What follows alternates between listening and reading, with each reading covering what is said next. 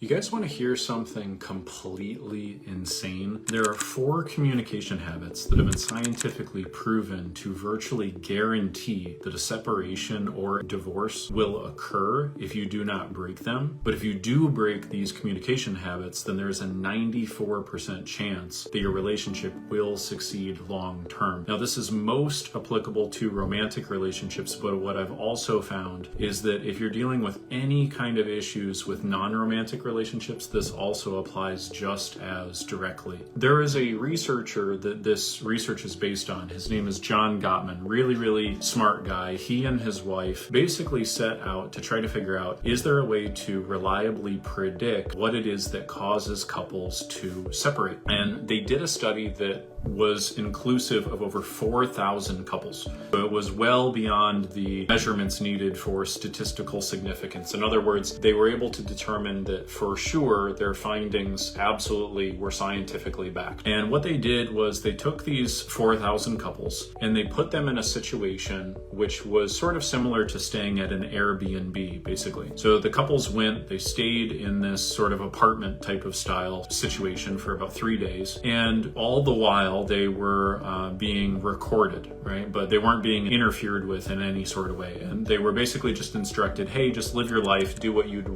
typically do if you were just hanging out in your regular house, over the weekend. And what they did was they recorded their observations, but then they followed up with these couples 6 months later, 12 months later, a year later, 2 years later, 4 years later, all of these different increments over the course of a very long period of time. So it was a longitudinal study. And then what they did was they were able to determine, of course, the couples that stayed together and the couples that did not. And they were then able to reverse engineer a framework, and they came up with a hypothesis. They then tested that hypothesis against the data, and here's what they basically found out. What they discovered was that it all boiled down to a ratio between negative communication and positive communication. Now, the words negative and positive, we need to make sure that we define very clearly, which I'm going to get into here. So this was John Gottman who discovered this research. What he found was that you need a 5-to-1 ratio of positive to negative communication in order to simply preserve the relationship. That doesn't even guarantee that you're going to be happy, by the way, right? It certainly doesn't mean you're going to be totally fulfilled. It just means in order to prevent separation, you need a ratio of at least 5-to-1, especially, here's the interesting thing, especially during times of conflict. And so you might be thinking, okay, well, how in the world could you have positive interactions during conflict? Okay, but again, this will all make sense here shortly because I'm going to define positive and negative interactions the way that they discovered it in the science. And then I'm going to walk you through a framework for making sure that you don't fall into that ratio. Because as I've learned throughout the past 8-9 years I've been doing this professionally, the higher your anxiety levels are, the more of those negative communications you are likely to have as a pattern of how you communicate in your partnerships. And it is incredibly likely that the anxiety will drive a wedge between you and your partner if you're not careful. So we're going to be correcting that issue today. Now, for the most happy, stable, and fulfilled couples, the ratio is actually much higher. It's 20-to-1. So you need 20 positive interactions for every 1 negative interaction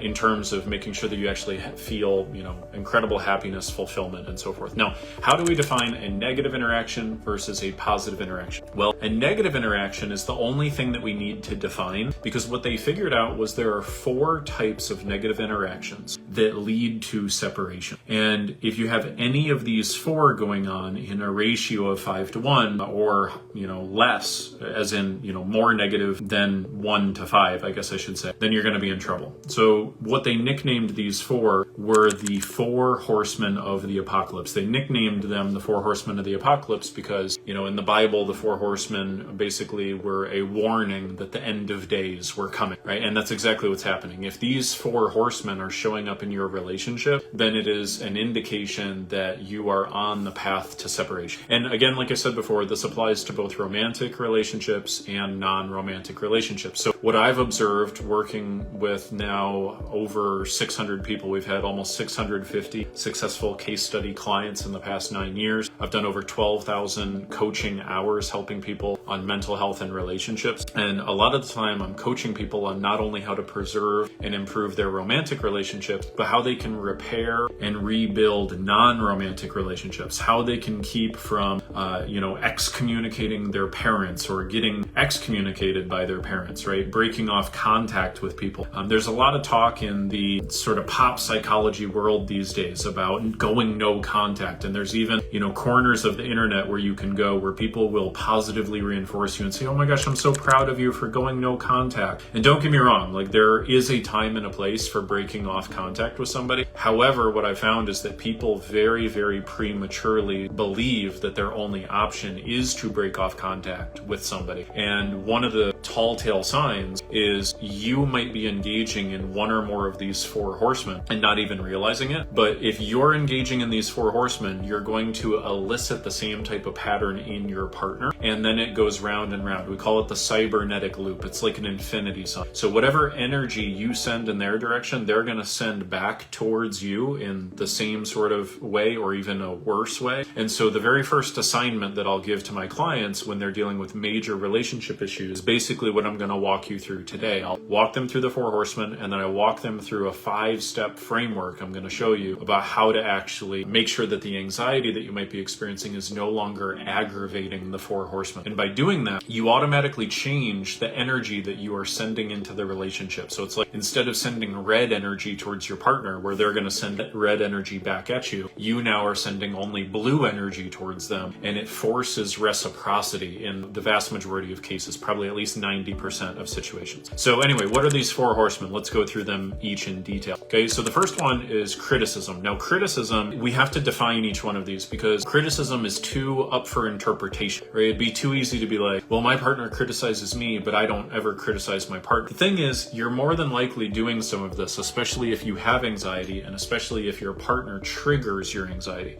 You're probably engaged in criticism. So the way criticism is defined is if you are making a comment about the person rather than the event, or like what we usually like to say to our clients is you're making a comment about the who as opposed to the what. Okay, so let me walk you through an example. The classic example I give, it's sort of stereotypical, but it works. Most couples can relate to it. Let's say your partner left their dishes in the sink last night, and so what you do is you say to them the following day, you don't ever clean up after yourself. If you say something like that, what you're doing is you're making a statement about their character, about their identity, about who they are. You're saying you don't clean up after yourself. Or if you were to say you don't respect me, or you don't show me affection, whatever. Okay, now almost always criticism will start with the word you. And this is why, relationship advice 101 is you want to avoid you statements, right? Instead, what you want to do is use statements like I felt, or my hallucination is, or how I perceived it to go is the following, okay? As opposed to making basically a statement of blame. The challenge with criticism is when you make a criticism, you cause the person to feel that their intention has been misinterpreted. So you're basically inadvertently accusing your partner of having a bad intention, right? And this is one of the most destructive things to relationships that we have to correct. So rather than saying you don't clean up after yourself, what you would instead want to say is make a comment about the what, not the who. So you would say, last night your dish was left in the sink. Or you could say, I've noticed a pattern where your dishes are being left in the sink. Okay, something like that. Again, make a statement about the event that's occurring, not the person, okay, that is doing.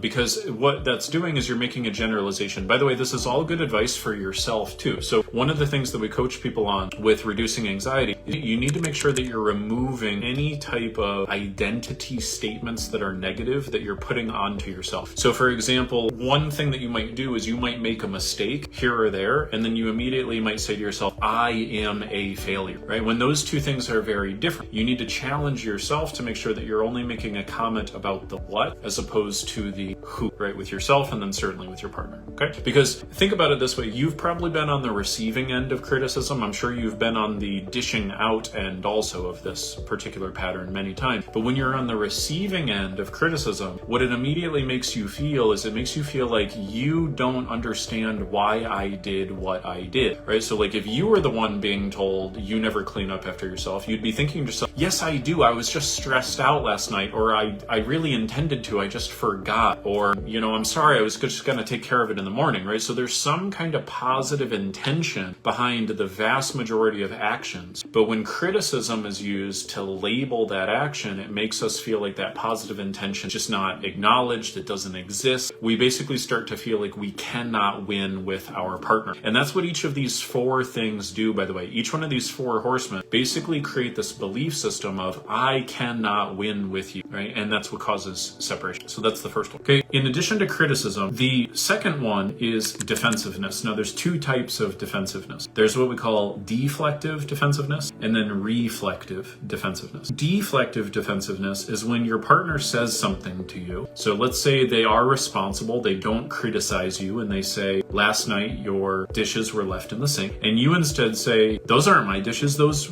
you know, I didn't leave any dishes in the sink. What are you talking about? Right? If you just basically dismiss it, you try to bounce it right off of you like rubber. You say like, that's not what happened. I don't even know what you're saying. What are you talking about? You're gaslighting me. Whatever. That is deflective defensiveness. It makes your partner then feel like their point of view has no legitimacy. It makes them feel like they shouldn't even, you know, bother communicating with you or trying to make a request with you. And so that's very challenging. The second type is deflective. Deflective is when you are taking what they're saying and you throw it back onto them. So you say, I didn't do that, you did that. Or you say, okay, well, what about the time you left your dishes in the sink 3 days ago? Okay, all of those would be examples of deflective defensiveness. None of those are helpful at all. What you want to do here when it comes to criticism and defensiveness is you want to seek to understand before seeking to be understood, right? That's one of the core cardinal rules of making sure that you rebuild a relationship. So the very first skill, we have a pyramid that we teach our clients. We call it the 12 relationship mastery skills, and we sort of organize them in a pyramid. And we start with the foundation, right? Because if you don't have the foundational stuff, you can't build a pyramid very high. And the very first skill, the very first layer of the pyramid is to make sure that you are embracing heartfelt understanding and appreciation for your partner's inner world, okay? And so if you don't meet them where they are at, if you can at least like say, hey, I appreciate where you're coming from, then they're not going to be open to your influence. They're not going to be receptive to what you have to say. They're going to be very closed off to you. So even if you feel defensive, what you need to challenge yourself to do is go, okay, you know what? I can see where you're coming from on that. Let's productively problem solve. So those are some antidotes to that. But what I'm going to share with you in the later half of today's video will give you a more thorough solution. The third of the four horsemen is called contempt. Okay, not content, contempt. Okay, which basically means disgust. So the most classic examples of this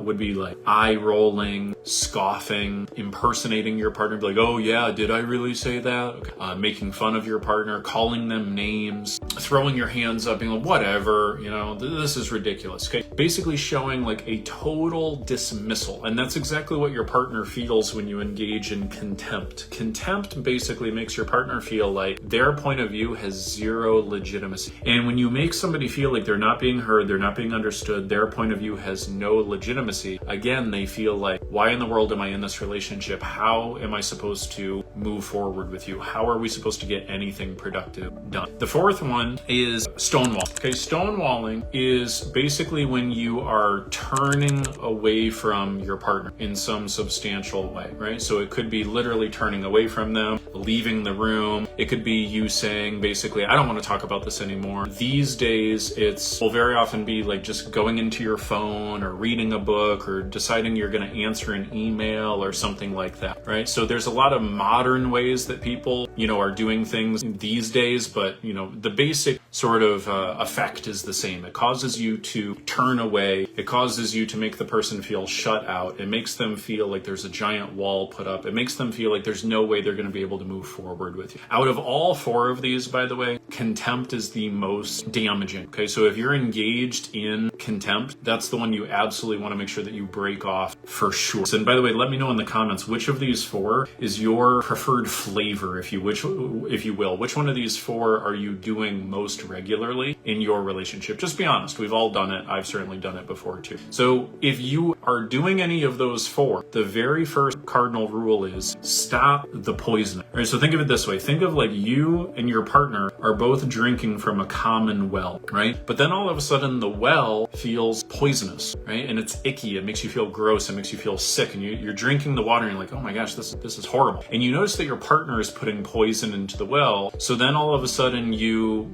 basically think, well, what am I supposed to do? And the thing is, you've got to make sure that you're not putting any poison into it first, right? That's the very first cardinal rule, because you are in control of you. You're not in control of what your partner does, right? But if you take control of your part of the situation, then you'll be able to make sure that you can improve the health of the overall situation. And again, by changing the ratio of the positive communication that you are inputting into the relationship rather than negative communication, then you will typically create reciprocity. So that's one of the things that really helps substantially. Some of you might be thinking, what a lot of you might have been doing is, as I've been going through these four, you might have been thinking to yourself, oh yeah, my partner does this, my partner does that, my partner does this. That's the temptation. The temptation is to go, which of these are your partner doing? What you got to do though is you must start with yourself, because if you are engaged in any of these, that's a big reason why your partner is engaged in these, right? And again, you can control you. You can't control everything else out external to you. So the very first thing we want to do to improve the health of the relationship is stop the poisoning, stop the insertion of these negative things, okay? Now I'm going to walk you through a 5-step framework now, where if you're dealing with anxiety and a relationship is triggering that anxiety and it's causing reactivity, I'm going to walk you through a process you can use to start reducing that reactivity and start reducing your overall anxiety levels, which makes it much easier to make sure that you're not engaged in these four horsemen to begin with. Because here's the interesting thing. A lot of you guys, as I've explained these four horsemen, you're like, oh gosh, you know what? I am doing some of those. But in the heat of the moment, it might feel difficult to not do one of those four things. And so the challenge is, how do we make sure that we set ourselves up to succeed where you're not automatically feeling this constant urge to engage in the four horsemen? Well, one of the big things that we believe in and that we coach our clients on is that emotions create behaviors, right? So emotions first, behaviors second. So in other words, you're engaging in the four horsemen, the behaviors, when you get into certain emotional states. In other words, whenever you feel anxious, you feel upset, you feel depressed, you feel angry, whatever, you're getting into certain negative emotional states, and those certain emotional states are then triggering you to then engage in those negative behaviors that are problematic. So I'm going to walk you through a 5-step process to actually get at the root of the problem and make sure that you reduce the overall negative emotions that are fueling the negative behaviors to begin with. Real simple, real easy. Number one, notice when you are experiencing tension. And what you want to do here, like if you're going to take this as a homework assignment, and I recommend taking 5 or 10 minutes to do this will improve your relationship substantially. Ask yourself, what are the habitual moments that occur throughout a typical week for you where you feel tense? Is it when your partner breaks eye contact with you? Is it when your partner maybe raises their voice slightly? Do you feel reactive when your partner's in a bad mood? Do you feel reactive when they are engaged in some type of behavior, like the dishes in the sink example? Okay, whatever it is. What are the types of situations that cause you to feel tension? And by the way, let us know in the comments, what are some examples of those? When you're feeling a sense of tension, that's number one, step one, notice that you're feeling tension. Then what you want to do is you want to do step number two. Step two is you want to ask yourself a magic little phrase. And that magic little phrase is, what would I have to believe in order to feel this way? Okay, so you notice that you're feeling the tension, and then you ask yourself, what would I have to believe in order to feel this way? So I'll use the example with the dishes just because it's coming to my mind. It's easy to relate. So dishes are left in the sink. You notice the dishes left in the sink. You feel tense. You feel anxious. You feel upset. You feel angry. So you ask yourself, okay, well, what would I have to believe in order to feel this way? Right? And I'll give you a little shortcut because you might have a difficult time coming up with an answer to that question. But first of all, you want to remember that if you're not getting the results that you want in an area of your life, it's because you have at least one limiting belief in the way. Okay, limiting beliefs create negative emotions. Negative emotions create negative behaviors. So if we want to change the negative behaviors, we got to change the negative feelings. But in order to change the negative feelings, we have to go one step deeper to the real source of the problem, which is the negative beliefs. So that's why we're asking ourselves, what would I have to believe in order to feel this way? And so I'll give you a little shortcut, something that'll help kickstart this for you. Usually it's going to be a should. Okay, so it's usually going to be a they should XYZ, right? They should never leave their dishes in the sink. They should clean up after themselves. They should never raise their voice. They should be in a more positive mood. They should stop complaining. They should whatever the thing is, okay? So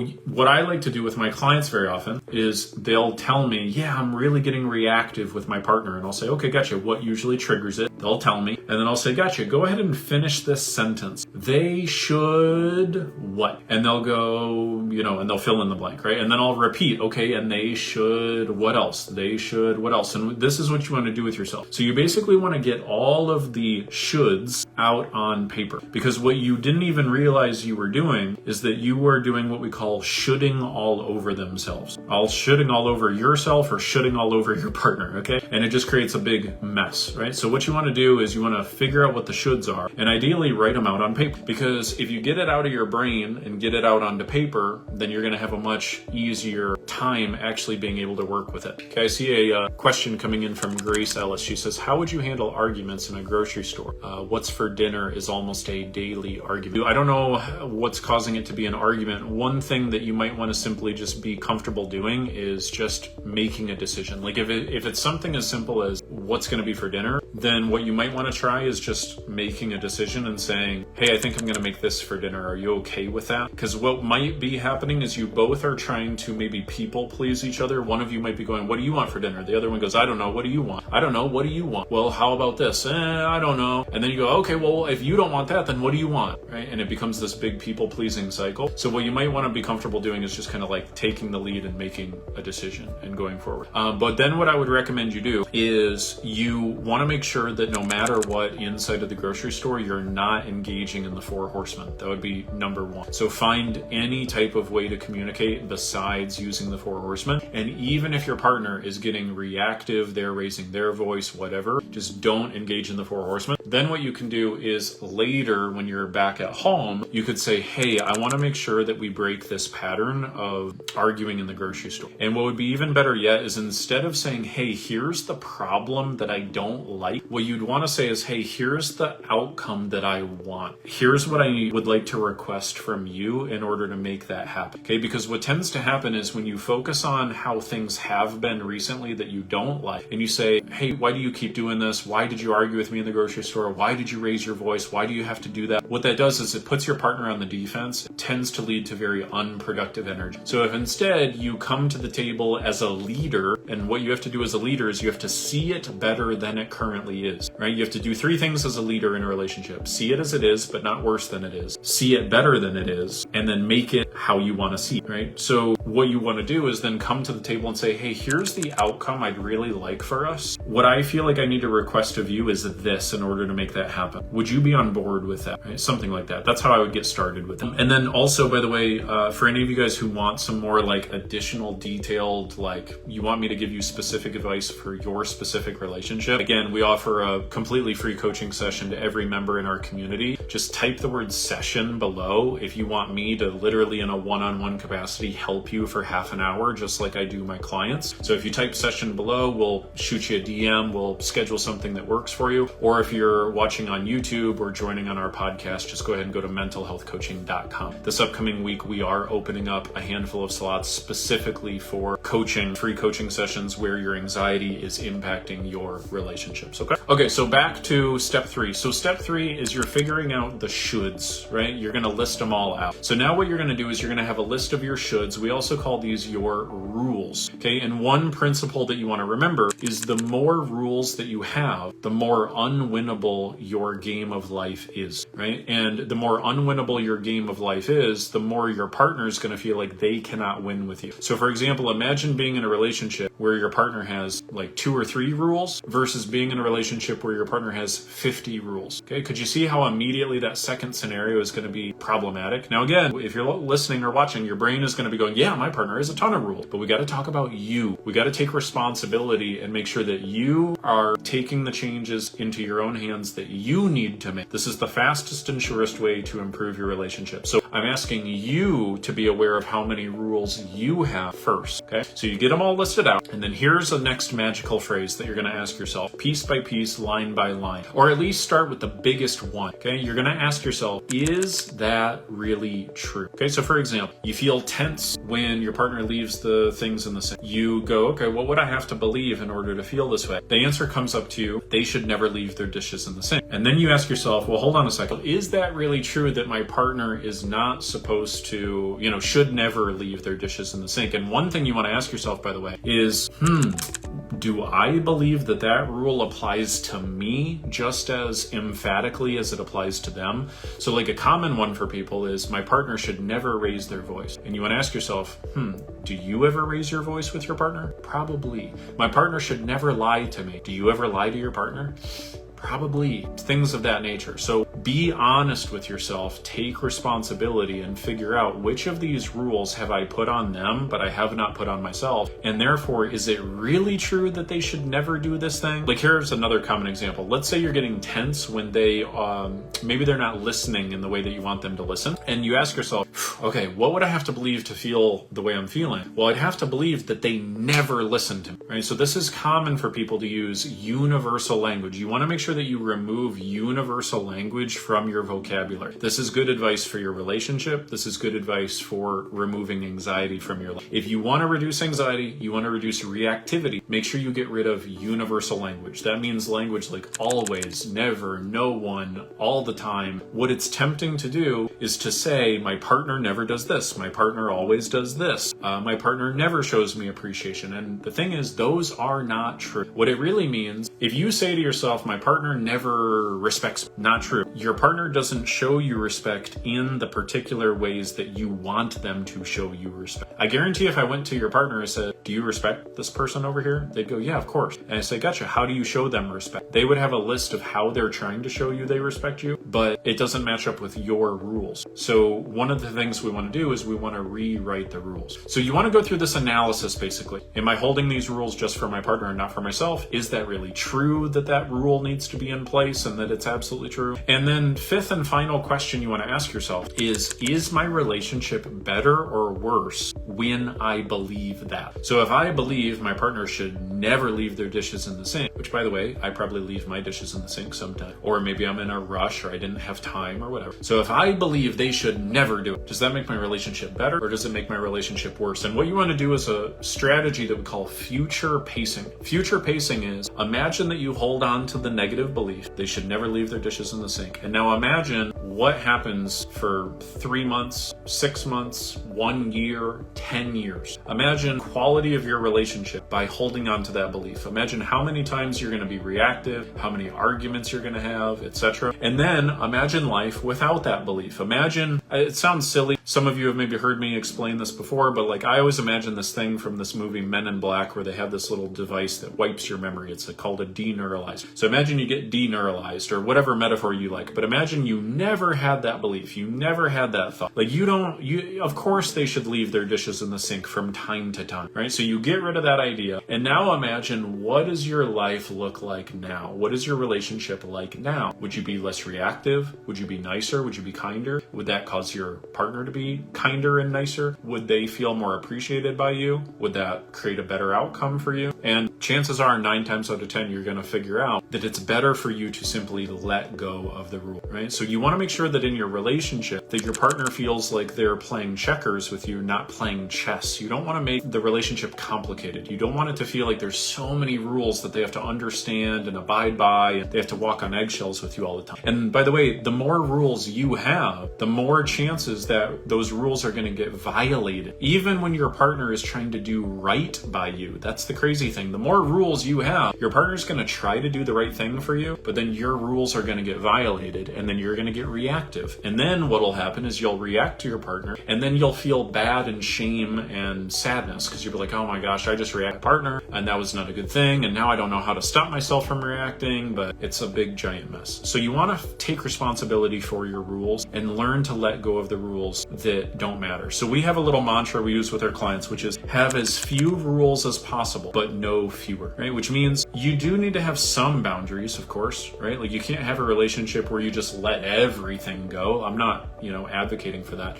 but you want to have as few rules as possible. This is also a really good cardinal rule with your kids, right? Like you want to have as few rules as possible, but no fewer, right? If you had 0 rules for your kids, that would be horrific. Don't do that. That's not good. You need to have some rules, some boundaries, some guidance, okay? All the science has shown that kids do better with a couple of clear expectations. But if you are reacting to your kids all the time, they're going to feel like they can't please you, they can't win with you, and that's usually when the behaviors of acting out really start to manifest in really disastrous ways. So hopefully this has been helpful to you. If you want some help implementing this more one-on-one, go ahead and type session below, or go ahead and go to mentalhealthcoaching.com, book that appointment. Hope you guys found this useful. Chat with you guys next week. See ya.